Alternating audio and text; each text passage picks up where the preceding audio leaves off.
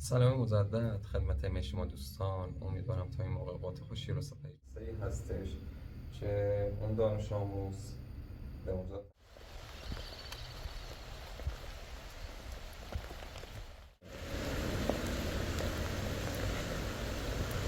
این مطمئن با ماشین ابوالفضل چه سیستم جمع ماشین نداره دید.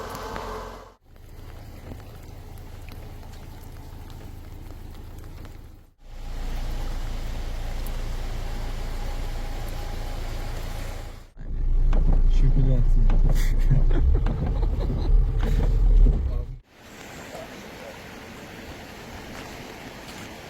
دوستان اندازه این سنگا رو ببینیم درست میشه ولی نگاه کن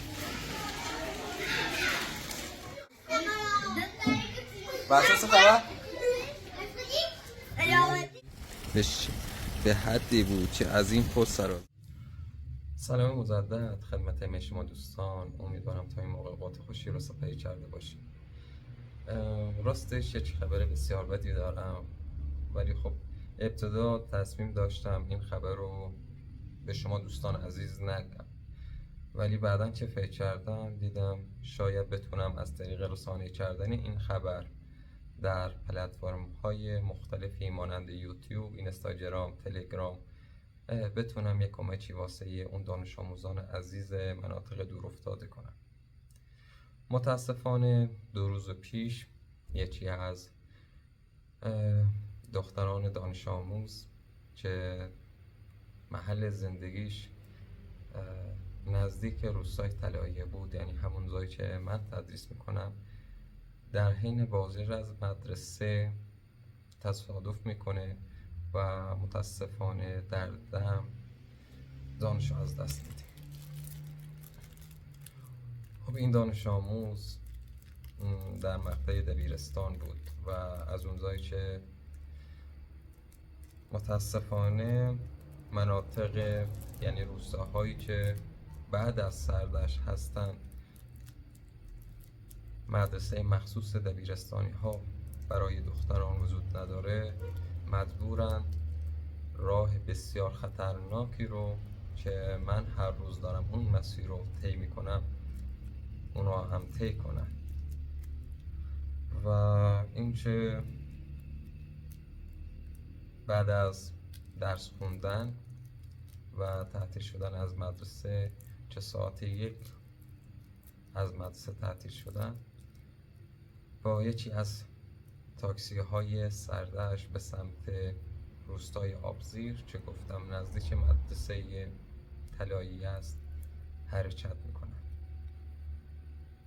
که متاسفانه به خاطر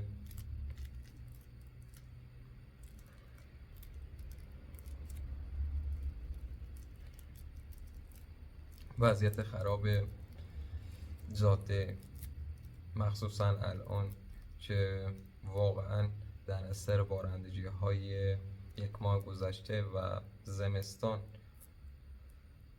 افتضاح شده و به شدت خراب است، در یکی از پیچ ها تعادل ماشین از دست میره و ماشین واژگون میشه، چون متاسفانه این دختر در دم جانشو از دست میده.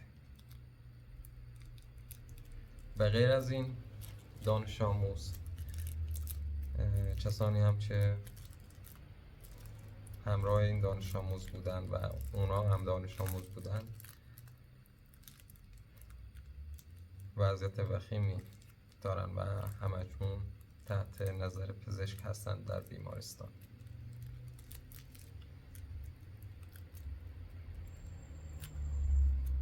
من واقعا نمیدونم اون همه پولی که در ایران اختلاس میشه، اون همه پولی که در ایران دزدیده میشه یا به قول خودشون گم میشه،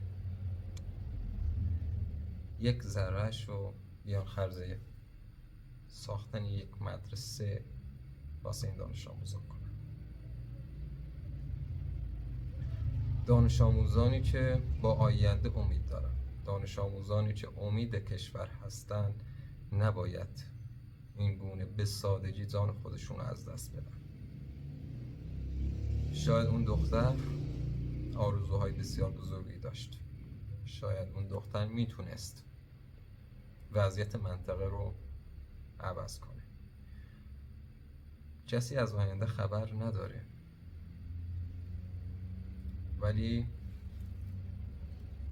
کاش مسئولین کشور به فکر بودن. شاید کسانی که در آموزش پرورش عشایر خدمت میکنند کمی بیشتر به فکر دانش آموزان باشن.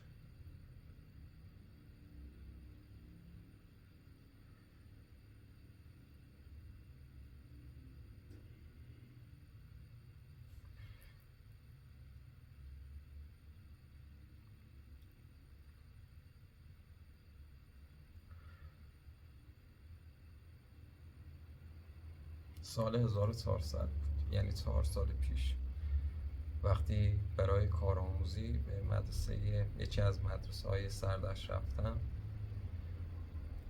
که اسم اون مدرسه هم داورپنا بود، در یک کانکسی تدریس می‌کردیم و دانش آموزان تحصیل می‌کردن و موقعی که بارندگی می‌گرفت، شاید باور نکنید، دست‌های دانش آموزان از شدت سرما می‌لرزیدن.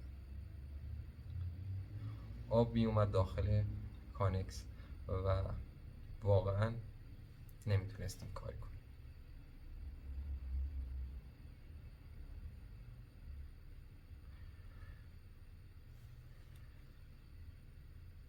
احتمال داره حالا بعد از زدن این حرفا اداره آموزش پرورش من رو برای جواب دادن تعدادی از سوالات احضار کنه، ولی خب من ترسی ندارم. واقعا حقوق معلمین که حدود چند روز پیش به حسابم واریز شد 8,400,000 تومان بود و این که ترسی از دست دادن شغل معلمی ندارم، چون واقعا حقوق بسیار ناچیزی داره. جاده‌ای که من هر روز دارم طی می‌کنم و بر اثر اون جاده ماشین من هر هفته یا هر ماه خراب میشه و هزینه‌اش بیشتر از دستمزد معلمی هستش.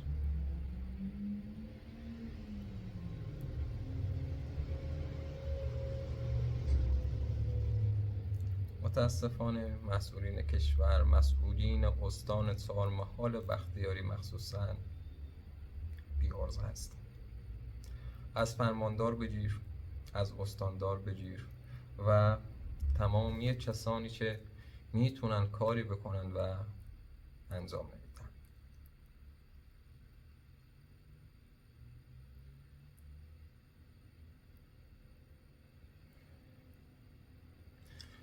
بذارین من اسم تمامی روستاهایی که بعد از سردشت هستن و دانش آموزان دختر برای ادامه تحصیل روستاهاشون رو به اجبار ترک میکنن و وارد سردشت میگن رو بگم.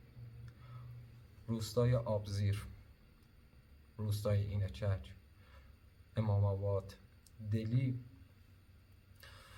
روستای طلاییه، روستای آتشگاه، روستای دهگه، روستای دورک، روستای مونم، روستای گاهچده و تعدادی از روستاهای کوچکتر.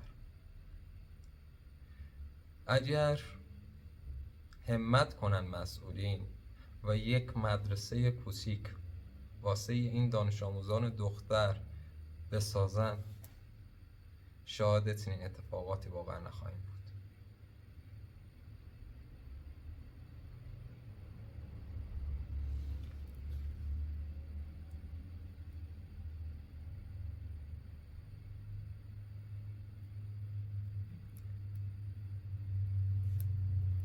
واقعا سخته. دلم واسه پدر و مادر و اون دانش آموز میسوزه. که دخترشون رو با هزار امید و آرزو بزرگ کردن و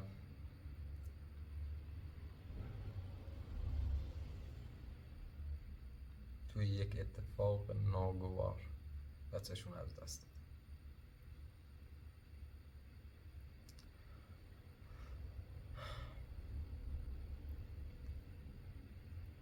اگر مسئولین نمیخوان مدرسه بسازن، حداقل یک سرویس رفت آمد واسه دانش آموزان تهیه کنن.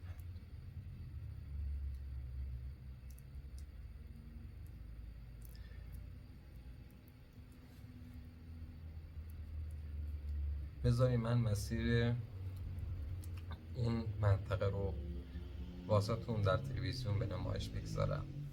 دوستان تا یادم نرفته و قبل از اینکه حالا اون مسیر رو بهتون نشون بدم، بهتون بگم که در هنگام تشییع جنازه اون دانش آموزان حالا تعدادی از معلمان زحمت کشیدن و به اون مدرسه رفتن، ولی خب حالا یکی از فامیل های اون دختر به خاطر اینکه عصبانی بود و بسیار هم ناراحت بود به خاطر از دست دادن اون دختر، به یکی از معلمان حمله ور شد و اون معلم رو در جمع کتک زد. موقع معلمان یا شاید کسانی که در آموزش پرورش از شاگرد خدمت میکنند زیاد مسئولیت ندارند و نباید همچین کارهایی صورت بگیره. من نمیتونم، حالا شایدم اجزای اون شخص بودم، همین حرکت رو میزدم،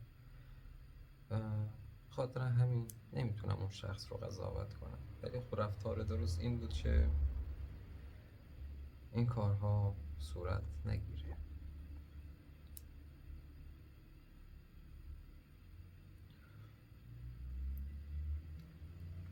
حالا بریم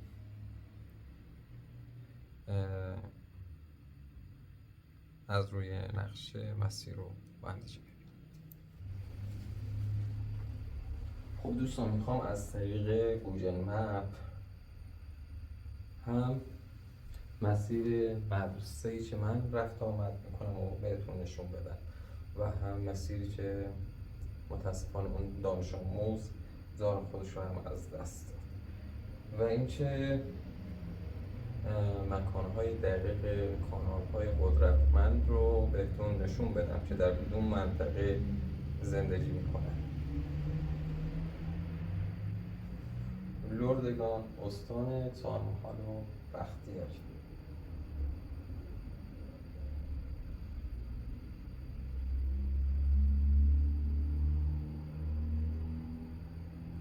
خب من دقیقا خونه رو بهتون نشون بدم. دقیقا خونه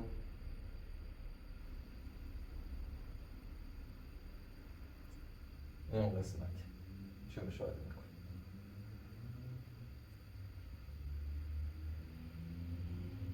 من اینجا رو ساعت 6:30 از خواب بیدار میشم، به سمت مدرسه حرکت میکنم.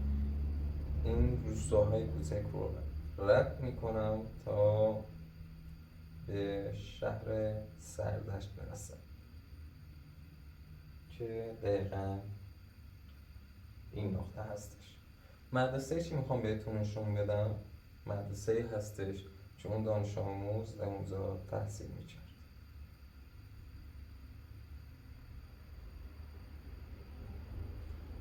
مدرسه شبانه روزی سوم خرداد سردشت مدرسه هستش که اون دانش آموز در اونجا تحصیل میکرد و بعد از تعطیل شدن دقیقاً در این نقطه تاکسی گرفت و به سمت روستای خودشون حرکت کرد. این مسیر رو طی کردن و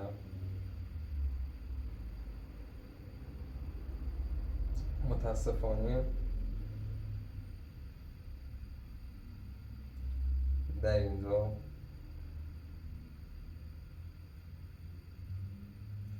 در این نقطه ماشین از کنترل خارج شد و واژگون شد.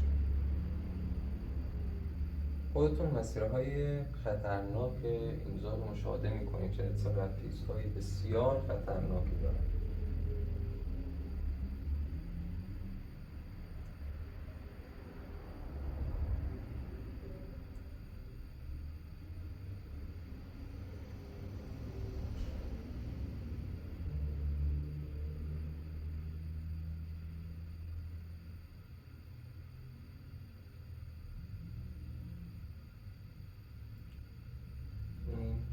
روستای آبزی و بازم ما عبور میکنیم ازش. بذاری من و حتی این مسیر خطرناک رو نیزم عبور میکنم تا به اینجاها.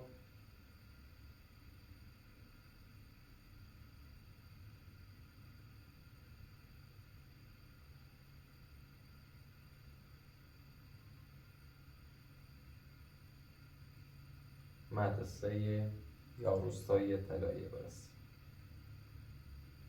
مدرسه ای که ما تدریس میکنیم دقیقا اینجاست. دیگه فکر کنیم ما این همه رو هر روز طی میکنیم و تا اونجا برسیم. و به غیر از این روستاهای بسیار بیشتری هم هست. روستای آتشگاه، روستای مونو که خودتون میدونید بالای 15 سال بود معلم نداشتن.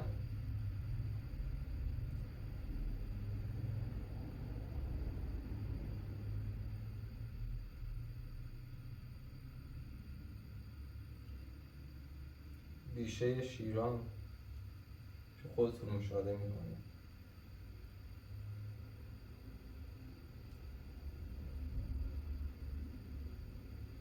روستای دورک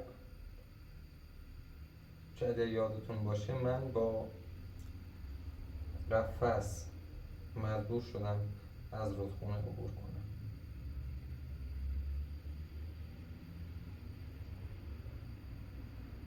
مدرسه علامه طباطبایی دهگاه و خیلی از روستاهای دیگه، روستای فات، روستای گاهچده. و شاید واسهتون جالب باشه همه این مدارس شکر خدا دارای معلم هستن و اینو مدیون شما دوستان و بینندگان عزیز هستم. چون اگر یادتون باشه وقتی از روستای مونو فیلم برداری کردم و به شما گفتم به سایر مردم گوشزد کردم که این مدرسه، این روستا حدود 15 سال از مدرسه نداره، آموزش پرورش تحت فشار قرار گرفت و به همه روستاهای دور افتاده معلم اعزام کرد.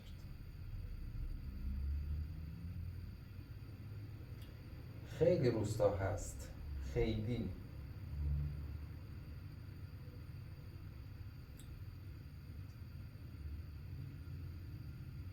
منطقه کوهستان. حالا بذارید من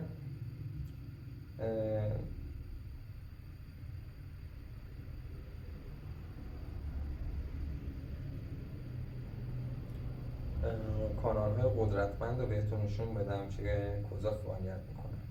بذاریم از منطقه دودرا شروع کنیم. منطقه دودرا که کانال شولیز، کانال سردار در اونجا حالا فعالیت میکنن، دقیقا در این روستا قرار داره. روستای سیلتی.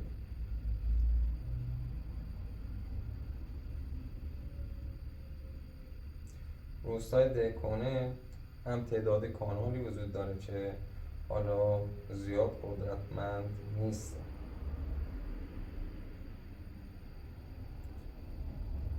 و اینجاست روستایی که ساله و کانال پرنشوریس در اونجا فعالیت میکنن. اگر خیلی خوب فعلا خونه ساله در لیست قرار نگرفته و بعد از اینجا باز هم طلایه رو داریم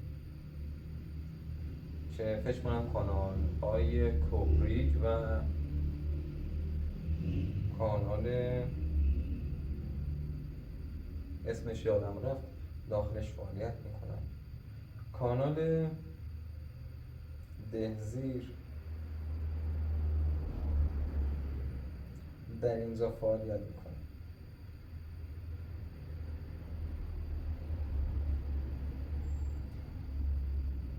نزدیک رودخانه خرسان. سردشت کانال پرن ابتدا در اینجا فعالیت میکرد.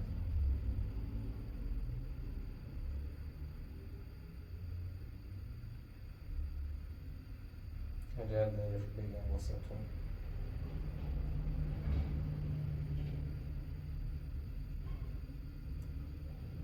در اینجا فعالیت میکرد و بعد از اینکه خونه هاشون رو تخریب کردن به اینجا رفتن.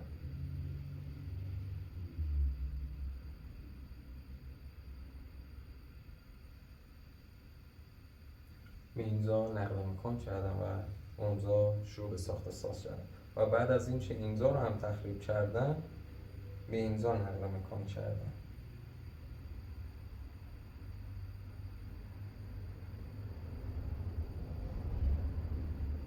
دقیقا اینجا نقل مکان کردن.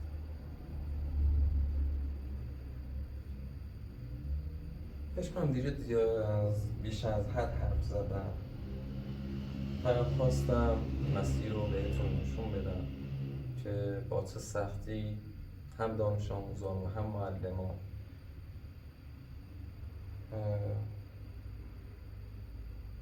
دارن وظیفه خودشون رو انجام میدن. دوستان نمیدونم واقعا اون کلیپی که گرفتم خوب بود یا نه از مسیر، ولی خب در همین حد تونستم، چون حالا دسترسی به سیستم ندارم، دسترسی به لپتاپ ندارم، نتونستم بهتر از این واسه شما دوستان عزیز نمایش بدم و از این بابت ازتون معذرت میخوام. و این که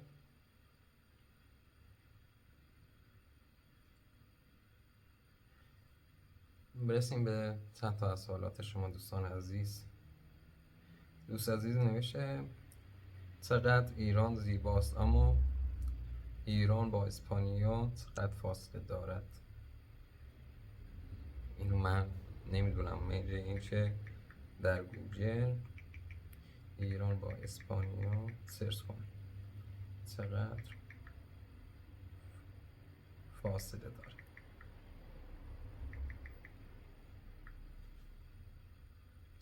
فاصله هوایی بین ایران و اسپانیا به طور متوسط حدود 3000 کیلومتر است. این فاصله به طور مستقیم از طریق پروازهای بین‌المللی قابل پیمایش است و معمولا زمان پرواز بین دو کشور حدود 5 تا 7 ساعت به طول می‌انجامد.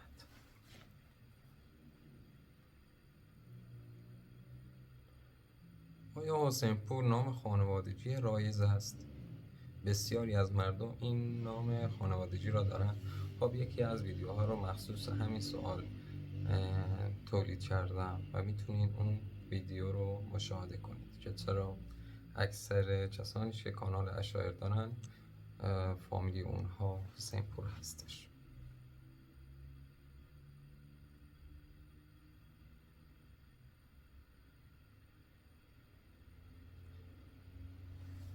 و این چه حالا میخوام قسمتی از مسیری که ما هر روز رفت آمد میکنیم به شما دوستان عزیز دوباره به اشتراک بذارم و از این که نتونستم ویدئویی با کیفیت تولید کنم واقعا متاسفم، چون درگیر تعمیر ماشین بودم. حتی کلیپ هایی هم ازش دارم، ولی خب حس کردم دیگه خراب شدن ماشین بیش از حد تکراری شده و این حوصله شما دوستان عزیز رو سر میبره. خاطر همین از گذاشتن اونها داخل ویدیو امتناع کردم. امیدوارم هر کجای جهان هستید یک زندگی شاد، پیروز، موفق و پربرکتی داشته باشید. مثل همیشه دوستتون دارم و خدا نگهدار.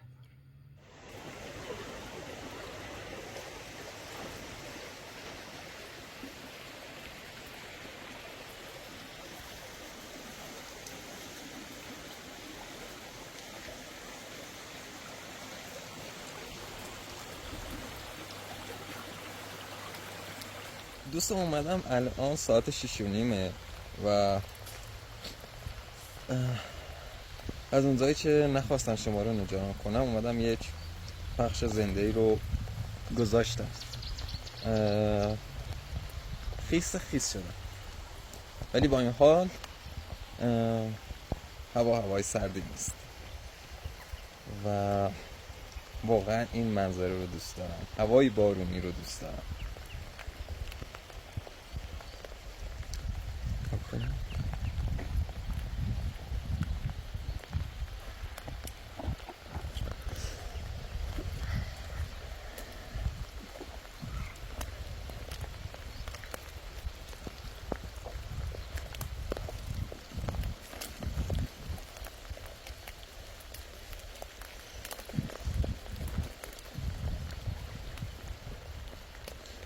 من برعکس همین پشت خنده هم قرن تو شادیم.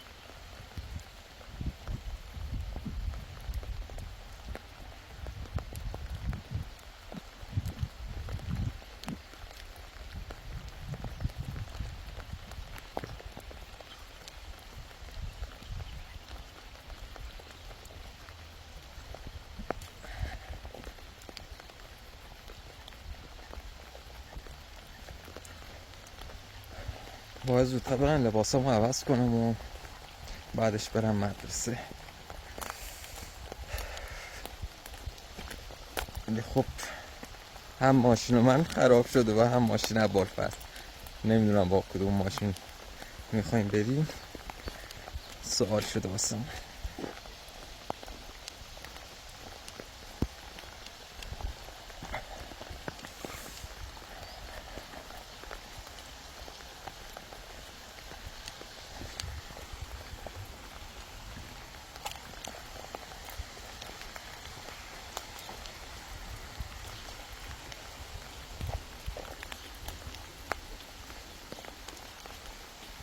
این ور باد برم.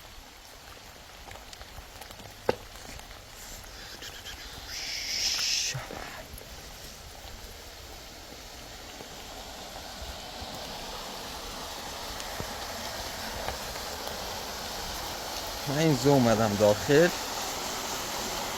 حالا نمیدونم چیزی ازش برم.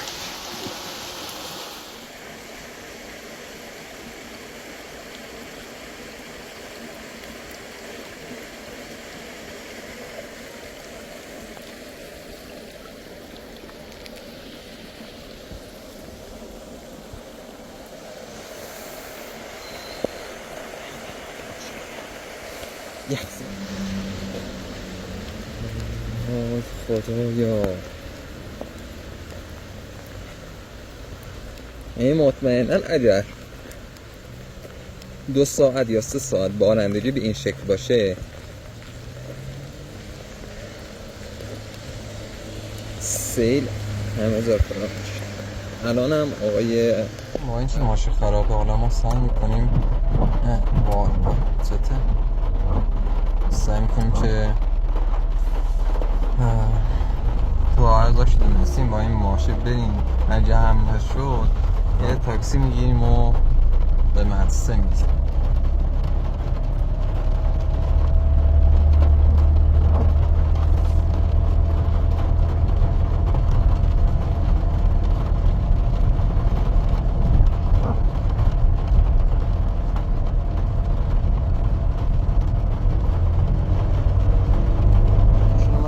چه خراب بود تصمیم گرفتیم با ماشین ابوالفضل چه سیستم جمع‌آیشی نداره بریم. قبارم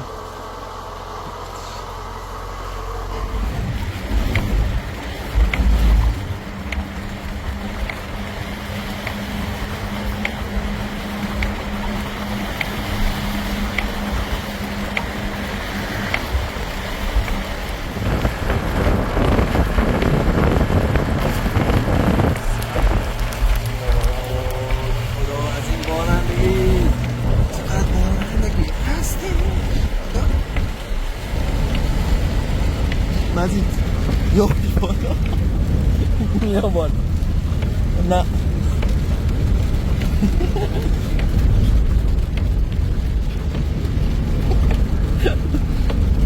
این باید با دست بیاد بالا. یخچال ماشیشه بیاد ماشیشه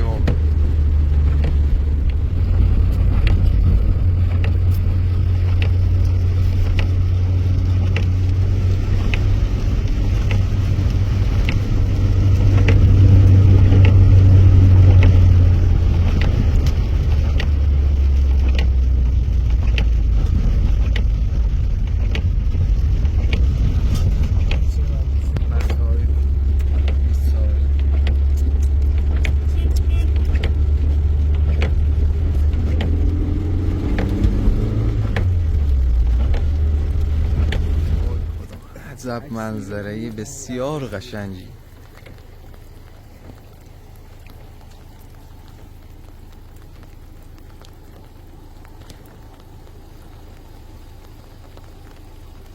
دقیقاً زیر اون میها چندین روستا وجود داره.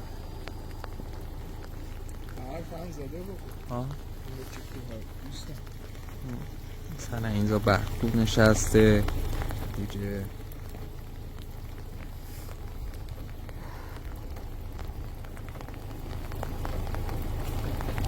تا از او تازه ایره دیار بی الان معلوم نیست. تازه که ببین ایره دیار نیست. و این چه مه واقعا داره هر ثانیه و هر دقیقه بیشتر میشه و به این سمت میاد. داره به این سمت نیا کنیم تا اتونه گیره نیومده عکسی نمیگیره. اگه ما روز بیرونی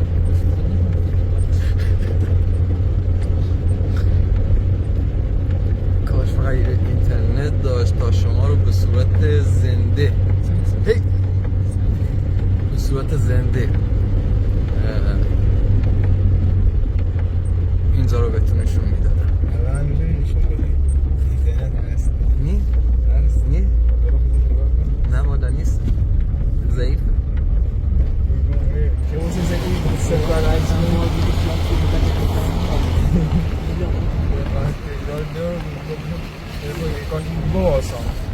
سرویس نمیاد بارون شاشته نمیترسه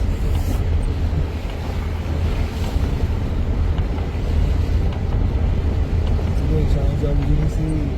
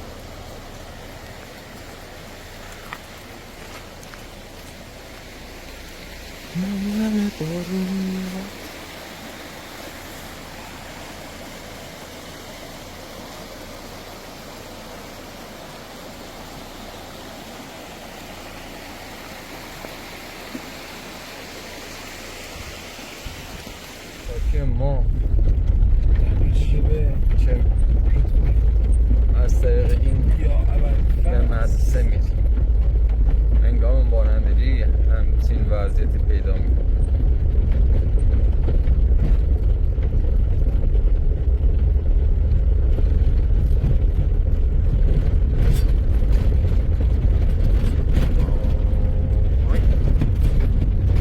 چه درل باز در من نظر از تغییر رنگ آب از سبز به نه قوی هم نیسته نمیدونم چه رنگی شکلاتی آب بکنی وقتی برنج رو سری او کلا خطرناک این پل بسیار خطرناک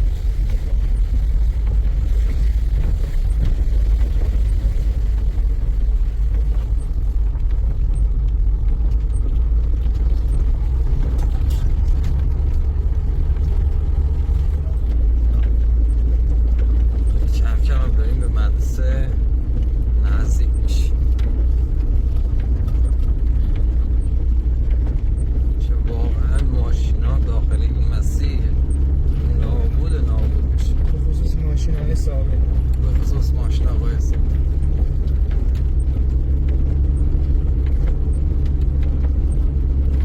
ماشین خامون سفیدش کسی میخواش سنگولا رو بینه سالش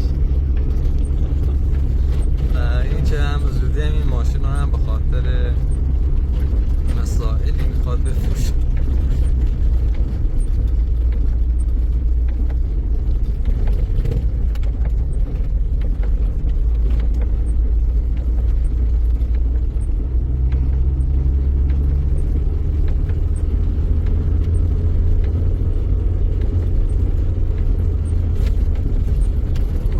رو بستایی بدل زم کنیم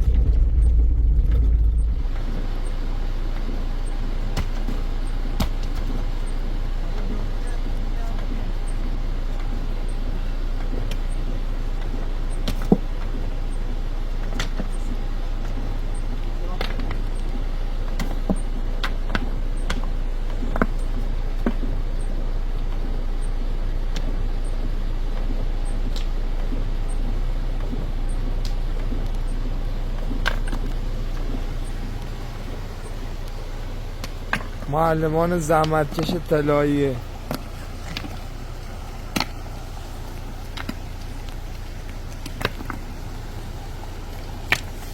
بیا بریم بچه چه خبر؟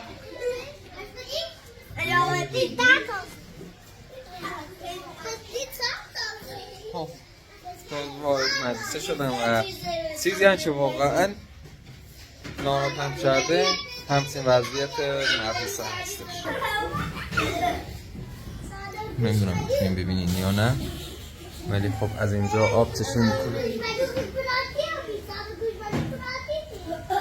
یک ماه پیش بود یکی از بینندگان حدود $100 به کانون کمک کرد تا بتونم رنگ‌آمیزی کانال رو انجام بدم مدرسه کلاس رو انجام بدم خب همون شدم نگفتم تا وقتی که این درآمد به کانالم وارد بشه حدود 2 ماه طول میکشه، ولی خب سعی میکنم که فعلا با درآمد شخصی خودم مدرسه رو تا جایی که میتونم تعمیر کنم، مخصوصا کلاس خودم.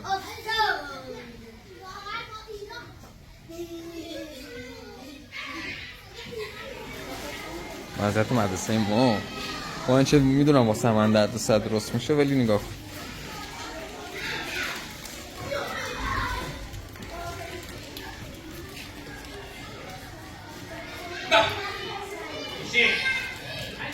و این که از معلم ها همکارانم با این همه شرایط سخت تشکر کنم، یعنی واقعا جای تقدیر و تشکر داره. آقای حسین پور، آقای خالدی که مریض حال هستن و با وجود بیماری به خودشون سختی دادن و این همه راه رو اومدن تا دانش آموزان از تدریس محروم نشن. واقعا ازتون ممنونم. قربونت عزیزم. بهتر نبودی؟ رفتنی؟ نه شاید بهتری بود. سلام برسون به بینندگانت. انشالله که همیشه سالم و تندرست باشن. قربونت عزیزم. اما اینگاه هم دوباره اون برای دوباره همون موقع بسته کوه بادا واسیش ببرنیش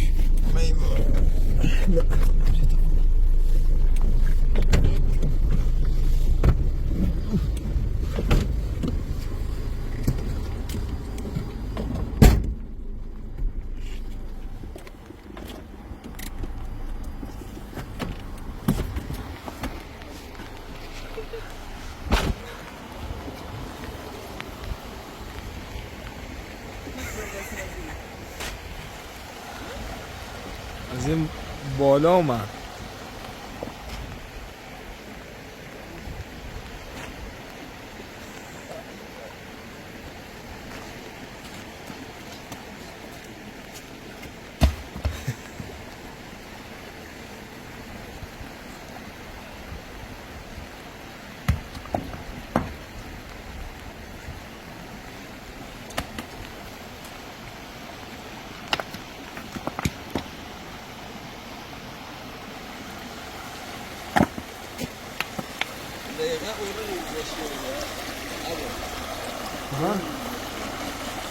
از این بالا اومد.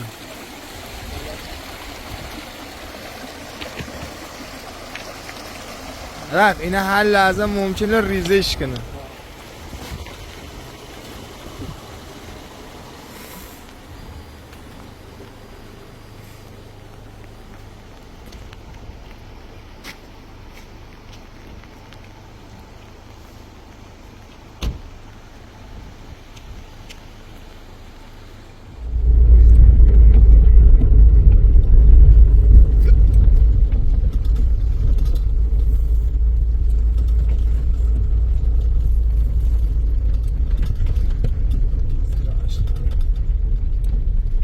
دوباره مسدود شدن راه توسط سنگ ها. خودتون اندازه این سنگ ها رو ببینید.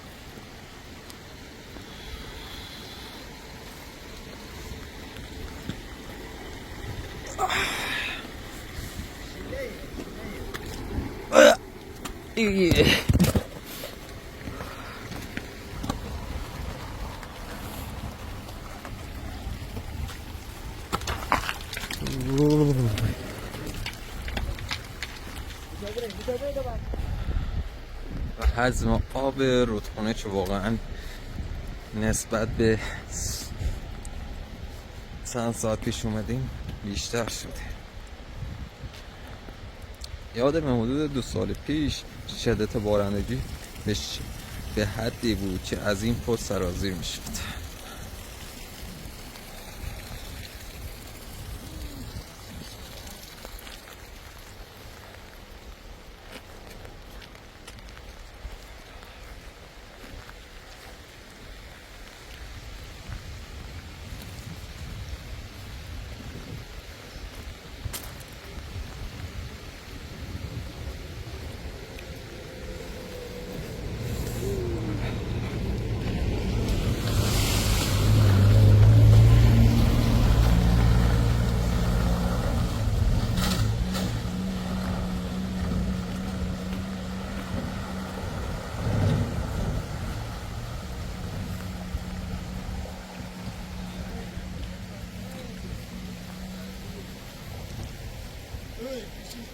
اونو عادل از گوشی به دست گفته برفته نمو رئیس رو تایی دیدی؟ ها؟ این رده Pelo talhou, pelo talhou. بتا عیشو عادل بتا عیشو وای الا اونو بدی بدی گورو اونو بتا